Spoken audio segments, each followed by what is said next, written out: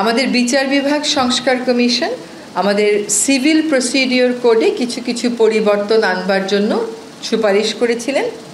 তারই আলোকে আমরা সেই ব্রিটিশ সরকারের সময় প্রণীত সিপিসির কিছু কিছু সংশোধন আজকে নীতিগতভাবে অনুমোদন করতে পেরেছি। আপনারা জানেন যে বাংলাদেশে একটা কথা আছে যে কারোর সাথে শত্রুতা করতে গেলে একটা ল্যান্ড মামলা জুড়ে দাও, তাহলে 3 জেনারেশনে সেই মামলা আর শেষ হবে না। তো আজকে সেই 3 জেনারেশন যেন না লাগে, 1 জেনারেশনেই যেন মামলা শেষ করা যায়, সেই জন্য সিপিসির কিছু সংশোধনী আনা হয়েছে, যাতে করে যারা বিচার প্রার্থী তাদের সময় কম লাগে, তাদের টাকা কম লাগে। অনেক সময় আমরা যারা উকিল আছি তারা নানান অজুহাতে বিভিন্ন সময় নিয়ে মামলার প্রক্রিয়া বিলম্বিত করি, সেটা যেন না হয় সেরকম কতগুলো সিদ্ধান্ত এসে কয়েকটা উদাহরণ আমি আপনাদেরকে দিচ্ছি।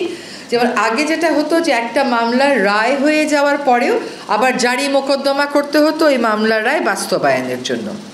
এখন বলা হচ্ছে যে যখন রায় দেওয়া হবে ওই রায়ের মধ্যেই এক্সিকিউশনের বিষয়টা ইনক্লুড করে দেয়া হবে। আবার ওই যে বিভিন্ন সময় নেওয়ার কথা বলা হতো যে উকিলরা দাঁড়িয়ে দাঁড়িয়ে সময় নেবে, এখানে বলে দেওয়া হয়েছে যে সর্বোচ্চ কয়বার সময় নেওয়া যাবে। আবার লিস্টে ফুল হিয়ারিংয়ের জন্য কয়টা মামলা সর্বোচ্চ নেওয়া যাবে, আর পার্শিয়াল হিয়ারিং হয়ে আছে, পার্ট হার্ড ম্যাটার, এরকম কয়টা লিস্টে সর্বোচ্চ ইনক্লুড করা যাবে। বিচার প্রক্রিয়াটা আমাদের অনেকাংশেই এখনও সেকেলে রয়ে গেছে। বিচার কার্যক্রমকে আধুনিকায়ন করতে এটা বলা হচ্ছে যে আমরা সমন জারিটা এখন থেকে টেলিফোনের মাধ্যমে, SMS-এর মাধ্যমেও বা অন্য মডার্ন যে ডিভাইসগুলো আছে, মডার্ন যে মেথডগুলো আছে তার মাধ্যমেও করতে পারবো।